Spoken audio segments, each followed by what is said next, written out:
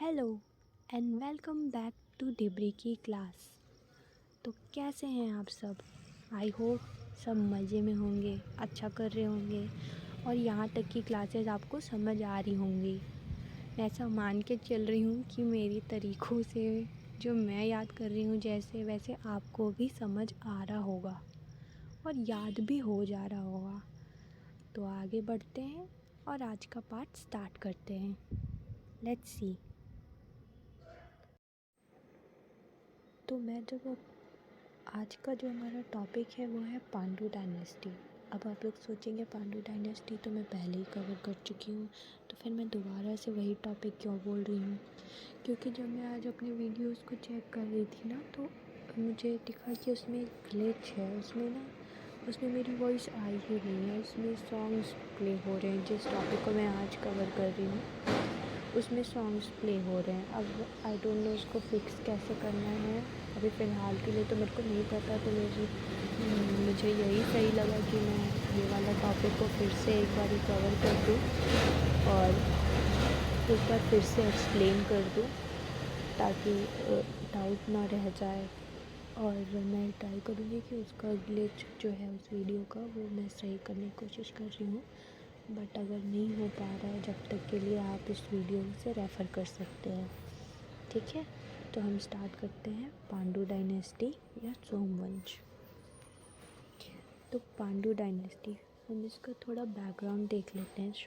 सोमवंश की बहुत सारी शाखाएं दिखेंगी। सिरपुर, उड़ीसा, कांकेर, अमरकंटक।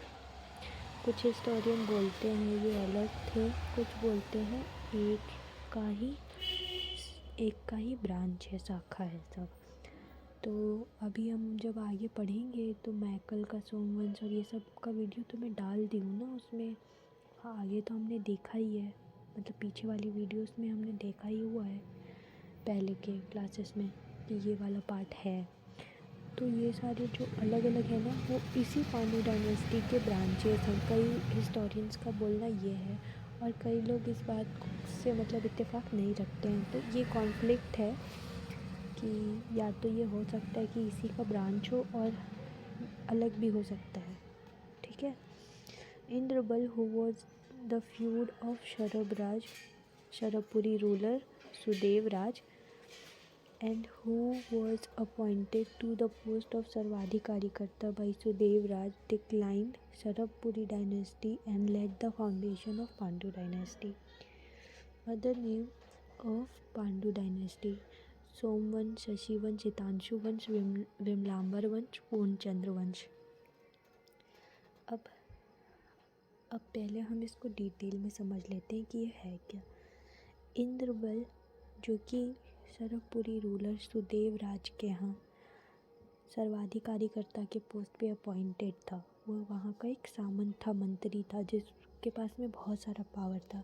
ये वही व्यक्ति है जो जिस थाली में खाया उसी में छेद किया वाला हिसाब इसका है। इसी ने सरभपुरी डायनेस्टी को ख़त्म करके नई डायनेस्टी की नींव रखी जिसका नाम था पांडु डायनेस्टी। और इंद्रबल ने ऐसा क्यों किया ये तो वही जाने, अपना पावर बनाने के लिए और मतलब अपना पहले देखते हैं ना, सेल्फिश रीजंस की वजह से किया होगा। तो वो सब उसकी बात है। बाकी शरभपुरी रूलर सुदेव राज के यहाँ ये सामंत था और किस पोस्ट पे था? सर्वाधिकारीकर्ता के पोस्ट पे ही, एक काफ़ी पावरफुल पोस्ट पे था। सारा मतलब राजा के बाद में सारा काम सर्वाधिकारीकर्ता, ये नाम से पता चल रहा है कि ऐसा होगा। ठीक है।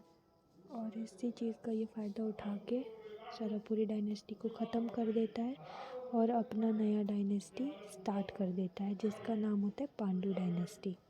ठीक है, यहाँ तक के समझ में आया। फिर हमको देखना है इस डायनेस्टी के नाम। तो पहला नाम हम देखते हैं सोमवंश, शशिवंश, हितांशु वंश, विमलांबर वंश, पूर्णचंद्र वंश। आप एक चीज़ अगर जिसमें कॉमन आपको दिखेगी कि ये कहीं ना कहीं चाँद से रिलेटेड है। तो जो शशि वंश है वो चंद्रमा के नाम पे है, चाँद के नाम पे है। फिर जो शीतांशु वंश है वो चंद्रमा का प्रकाश शीतल होता है, इसलिए मतलब चंद्रमा के प्रकाश के समान शीतल यानी ठंडा होता है, इसके लिए शीतांशु वंश। भाई मतलब वो सब तो ठीक है कि ये जिस थाली में खाया उसी में छेद किया, अब इतना नाम बढ़ाने का क्या मतलब था, ये मेरे समझ में नहीं आया। उसके बाद विमलांबर वंश, सफ़ेद अंबर और विमला देवी यानी सरस्वती माता को बोलते हैं ना, ठीक है, विमला सरस्वती माता को बोलते हैं, तो उनका एक नाम है। और सफ़ेद अंबर के समान, श्वेत अंबर जैसा होता है वैसा, तो विमलांबर मतलब सरस्वती माता से भी रेफ़र किया है और अंबर से, अंबर यानी आसमान से भी रिलेट करा है, ठीक है। उसके बाद में अगला नाम है पूर्णचंद्र वंश। अब आधा चांद तो होगा नहीं, ऑब्वियसली पूरा ही चांद होगा, तो पूर्णचंद्र वंश। नाम क्या क्या है एक बार और देख लेते हैं। सोमवंश, शशिवंश, शीतांशु वंश, विमलांबर वंश, पूर्णचंद्र वंश। सोमवंश, शशिवंश, शीतांशु वंश, विमलांबर वंश, पूर्णचंद्र वंश। कॉमन है चंद्रमा का नाम, चांद के नाम पे ही सब है या उसकी प्रॉपर्टीज़ पे।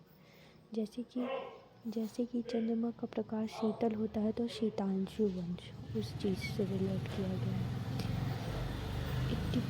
इतना पार्ट समझ में आया। उसके बाद हम देखेंगे मेजर रूलर्स। तो सबसे पहला नाम आएगा उदयन का। Udayan, the first known person and founder of Pandu dynasty, rock edict in Kalinjar rock edict. Udayan has been referred as first known person and founder of the dynasty in the copper plate or rock edict of Mahashivgupta Balarjun. Udayan has also been referred as first known person. तो सबसे पहले हम जो देख रहे हैं उदयन के बारे में, तो उदयन जो है वो इंद्रबल का बाप रहता है, इंद्रबल का बाप रहता है। तो और ये पांडु डायनेस्टी का फर्स्ट नोन पर्सन है, यानी कि और फाउंडर भी बोला गया है। फाउंडर किस लिए बोला गया है, जो बेटे का था, जब मतलब मान लो बाप जिंदा था तो ये अपने बाप को मतलब बना दिया होगा ना कि भाई आप ही हैं, कर सब करता वर्ता, इसीलिए उदयन जो है वो फर्स्ट नोन पर्सन और फाउंडर भी बोला जाता है पांडु डायनेस्टी का। अब किस किस रॉक है हमको ये कैसे पता चला है तो कि ये फर्स्ट नोन पर्सन है, तो जो कालिंजर रॉक एडिक्ट है ना उसमें उदयन को फर्स्ट नोन पर्सन बताया गया है और फाउंडर भी बताया गया है इस पांडु डायनेस्टी का। और जो कॉपर प्लेट है और रॉक एडिक्ट महाशिवगुप्त बालार्जुन का, उसमें भी उदयन को इस फर्स्ट नोन पर्सन ही रेफ़र किया गया है, उसको भी यही बताया गया है। किसमें, महाशिवगुप्त बालार्जुन के कॉपर प्लेट या रॉक एडिक्ट में, किसको, उदयन को। उसके बाद में हम अगला देखेंगे, जो नेक्स्ट रूलर अपना आएगा वो है इंद्रबल। तो इंद्रबल के बारे में क्या ही कहना, इतने देर में आप लोग समझ गए होंगे। और जो बैक हमने क्लासेस देखी हैं उसमें भी तो इस बात का मेंशन किया ही हुआ है ना कि ये जिस थाली में खाता है उसी में छेद करता है, या आस्तीन का सांप कह लो। तो ये सबसे पहला चीज़ तो ये उदयन का उत्तराधिकारी था, सक्सेसर ऑफ उदयन। मैं पहले पॉइंट्स पढ़ लेती हूँ फिर उसको एक्सप्लेन कर दूँगी, ठीक है। Successor of Udayan, he was the feud of Sharapuri ruler Sudevraj. He has been considered the real founder of this dynasty. He was married to the princess of Sharapuri dynasty named Lok Prakasha. Establishment, he founded a city Indarpur at present which is Kharad.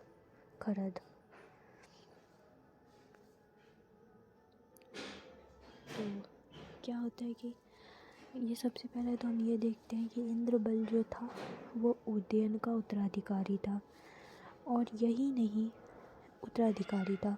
और आगे हम ये देख रहे हैं, ये हमने पहले स्टोरी में देखा कि जो ये इंद्रबल रहता है ये शरवपुरी रूलर के यहाँ सामंत या मंत्री रहता है, जो कि सरबपुरी रूलर कौन था उस समय का? सुदेवराज। सुदेवराज के यहाँ ये मंत्री रहते हैं और किस पोस्ट में अपॉइंटेड रहता है? सर्वाधिकारीकर्ता के पोस्ट पे ये अपॉइंटेड रहता है।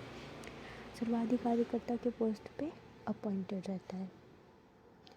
इसको ही रियल फाउंडर माना जाता है पांडु डायनेस्टी का, क्योंकि आखिरकार हड़प्पा तो यही ना, सरबपुरी डायनेस्टी को ख़त्म भी इसी ने करा।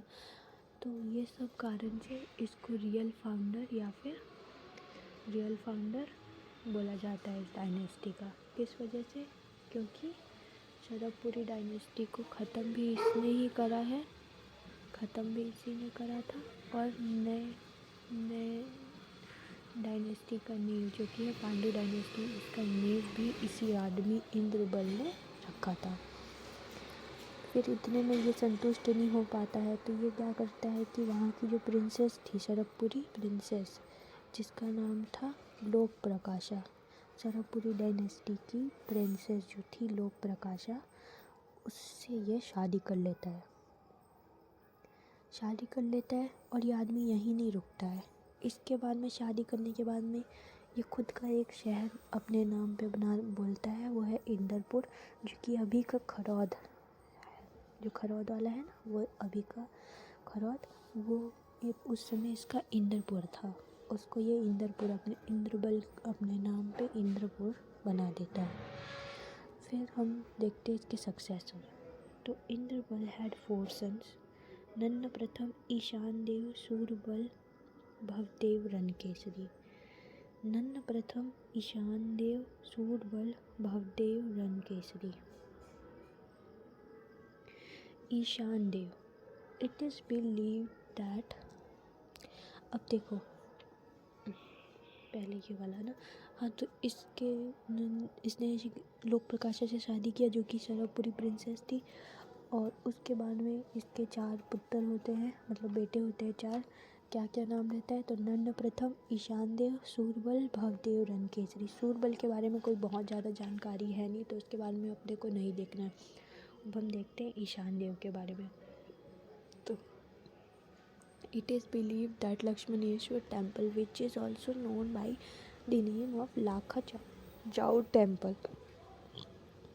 of Kharod, was established by Ishan Dev. Again conflict, पूरा हिस्ट्री कॉन्फ्लिक्ट पे चल रहा है ना, मेरा तो कॉन्फ्लिक्ट पे ही चल रहा है, आपका पता नहीं किस पे चल रहा होगा। तो यहाँ पे ये कॉन्फ्लिक्ट आता है। लाखा चौर मंदिर के बारे में हमने क्या पढ़ा था रामायण वाले में, कि राम जी जब लक्ष्मण जी बीमार होते हैं और वो ठीक नहीं होते रहते हैं, तो जो संत रहते हैं, सेजेस रहते हैं, उनको ये एडवाइस करते हैं कि आप जो है भोलेनाथ की 1.25 लाख चावल से पूजा करिए। याद आया ये वाली स्टोरी? तो पूजा करिए तो वो ठीक हो जाएंगे, और फिर वो ऐसे करते हैं तो वो ठीक हो जाते हैं, और फिर वही लक्ष्मणेश्वर टेम्पल हो जाता है।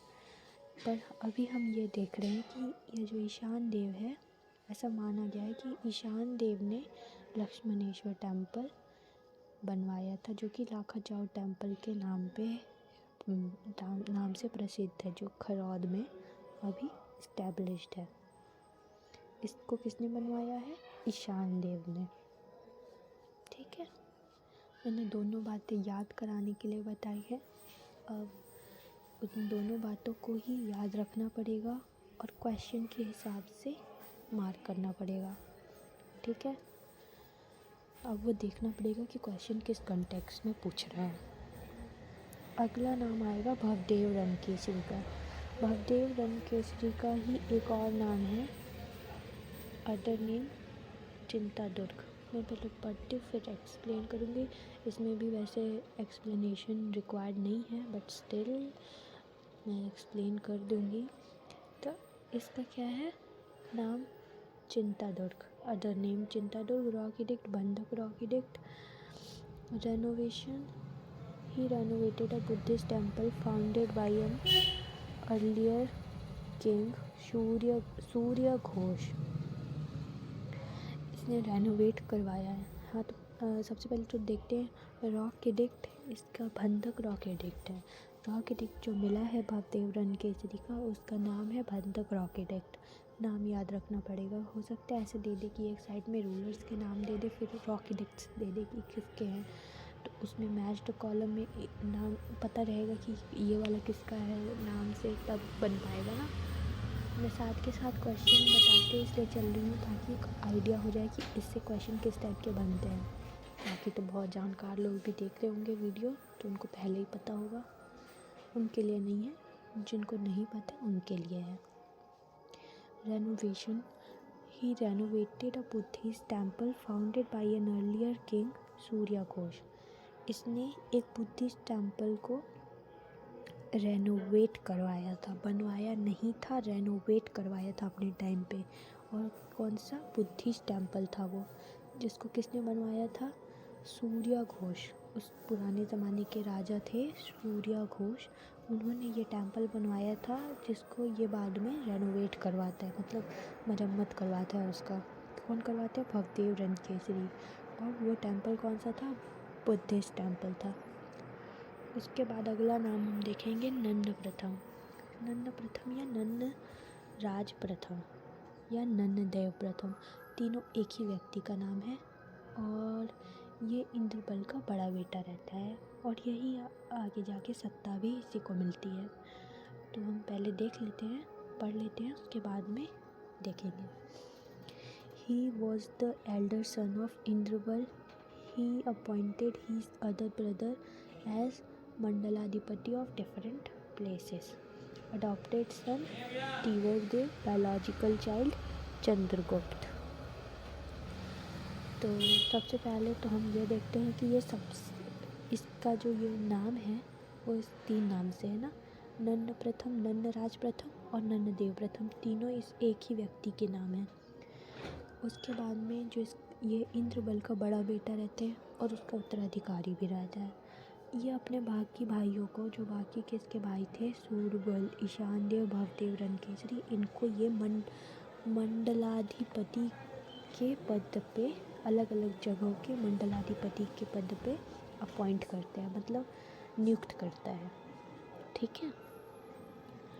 और इसके साथ में एक ट्रैजिक स्टोरी ये होती है कि इसका शादी हो जाता है, बट बहुत लंबे समय तक इसका खुद का कोई बायोलॉजिकल चाइल्ड नहीं होता है, खुद का बच्चा नहीं होता है। तो ये क्या करता है, एक बच्चा अडॉप्ट कर लेता है जिसका नाम रहता है तीवरदेव। तीवरदेव इसका अडॉप्टेड बेबी रहता है, बट अडॉप्ट करने के बहुत समय बाद में इसका खुद का भी ओन बायोलॉजिकल चाइल्ड पैदा हो जाता है, जिसका नाम रहता है चंद्रगुप्त। क्या नाम रहता है? चंद्रगुप्त। ठीक है। तो अडॉप्टेड सन तीवरदेव, बायोलॉजिकल चाइल्ड चंद्रगुप्त। तीवरदेव या महाशिव तीवरदेव। अब तीवरदेव के बारे में देखते हैं, क्योंकि सत्ता इसी को मिलेगी अभी। Title Sakal Kaushaladhipati. He hold the title of Shakal Kausaladipati after conquesting expanding his empire to Kausal, Utkal and other states. His ruling period is referred as glorified ruling period of Pandu dynasty. Copper plate, 3 copper plate, Rajim Balod Bonda, title परम वैष्णव। तो सबसे पहले जो हमको देखना है तीवरदेव को, तो तीवरदेव का नाम एक रहता है महाशिव तीवरदेव। महाशिव तीवरदेव। टाइटल सकल कौशलाधिपति। इसके पास में सकल कौशलाधिपति का टाइटल रहता है। क्यों रहता है सकल कौशलाधिपति? क्योंकि ये जो है अपना एम्पायर को कौशल, उत्कल और दूसरे स्टेट्स में भी एक्सपैंड कर लेता है, बढ़ा लेता है, मतलब उन राज्यों पे ये विजय प्राप्त कर लेता है, उनको जीत लेता है। तो उसके बाद में इसका जो एरिया होता है वो बढ़ जाता है। कहाँ कहाँ? कौशल, उत्कल और भी अलग अलग स्टेट्स में। ठीक है। इम्पॉर्टेंट पॉइंट इसमें देखने वाला ये रहेगा कि तीवरदेव या महाशिव तीवरदेव के ही रूलिंग पीरियड को ग्लोरीफाइड यानी कि उत्कर्ष का समय बोला जाता है, पांडु डायनेस्टी के उत्कर्ष का समय, या फिर glorified ruling period of Pandu dynasty.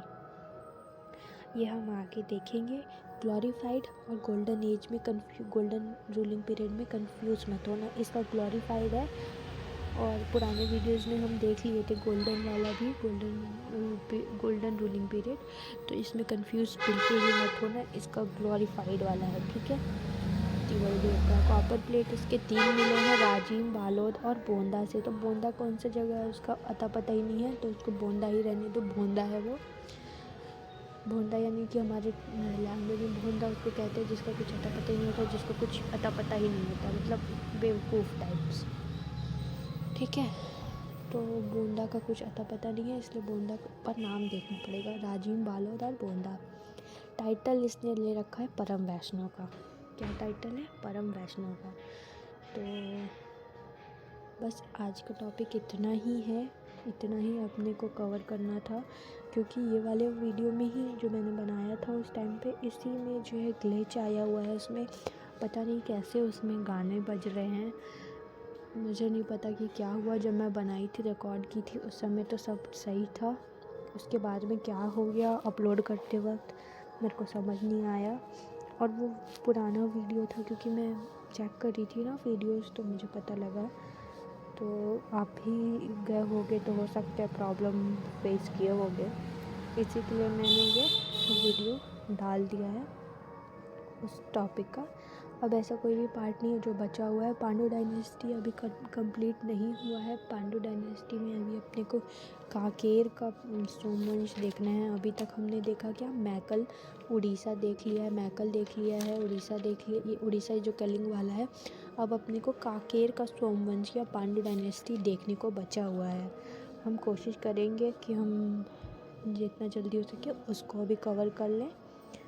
तो आज का पार्ट का एक छोटू सा रिकैप देख लेते हैं। तो सबसे पहले तो पांडु डायनेस्टी या सोमवंश कैसे बना, क्योंकि ये इंद्रबल जो था वो अपने राजा को धोखा देके, सुदेवराज सरबपुरी डायनेस्टी को धोखा देके ख़त्म कर देता है, और उसके बाद में अपना नया डायनेस्टी बना लेता है जो कि पांडु डायनेस्टी है।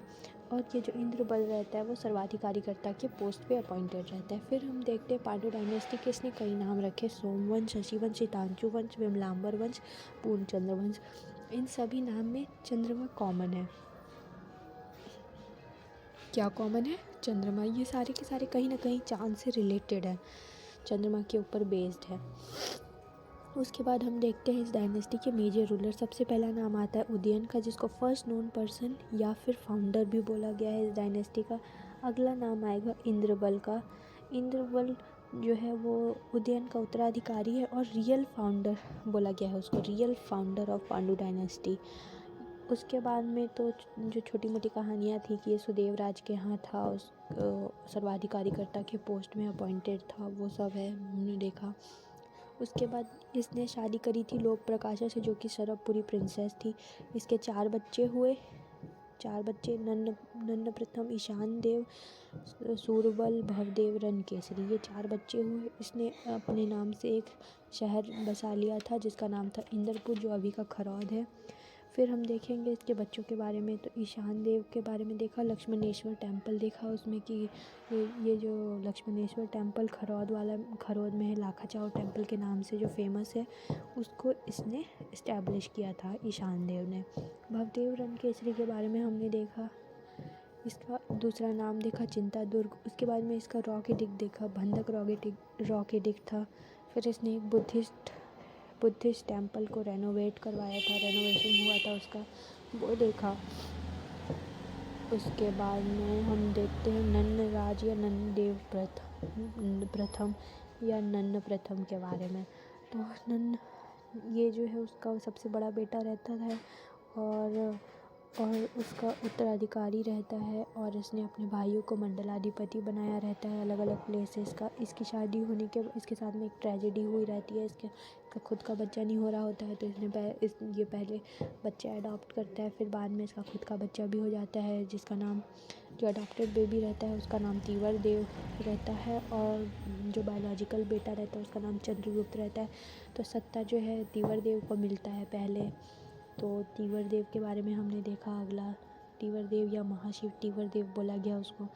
उसको टाइटल दिया गया सकल कौशल अधिपति का, क्योंकि उसने सारे मतलब कौशल पे अपना आधिपत्य स्थापित कर लिया था, यानी वो जीत लिया था पूरे कौशल को। कौशल, उत्कल और अदर स्टेट्स में उसने अपना राज्य को एक्सपेंड कर दिया था। फिर हमने देखा उसके रूलिंग पीरियड को ग्लोरीफाइड या उत्कर्ष का समय भी बोला गया है। फिर हमने देखा कि उसके 3 कॉपर प्लेट मिले हैं राजीव, बालोद और बोंदा से। इसको टाइटल परम वैष्णव का दिया गया है। आई होप समझ में आया होगा। थोड़ा फास्ट हो गया क्योंकि मुझे खुद ही लग रहा है कि थोड़ा फास्ट हो गया, बट मैं कोशिश करूँगी कि जो पुराना वाला अच्छा वाला वीडियो है उसमें जो ग्लिच आ रहा है साउंड का वो मैं चेक कर लूँ कि कैसे आ रहा है। तो आपके पास 2 वीडियोस रहेंगे, जिसमें भी मर्ज़ी पड़े उसमें सुन लेना, और नहीं ही ठीक हो पाएगा तो कंटेंट सेम ही है, मैंने सारा चीज़ कवर कर दिया है जो उस वीडियो में था और नहीं हो पाया था वो इसमें मैंने डाल दिया है। तो thank you so much and bye bye, good night, take care.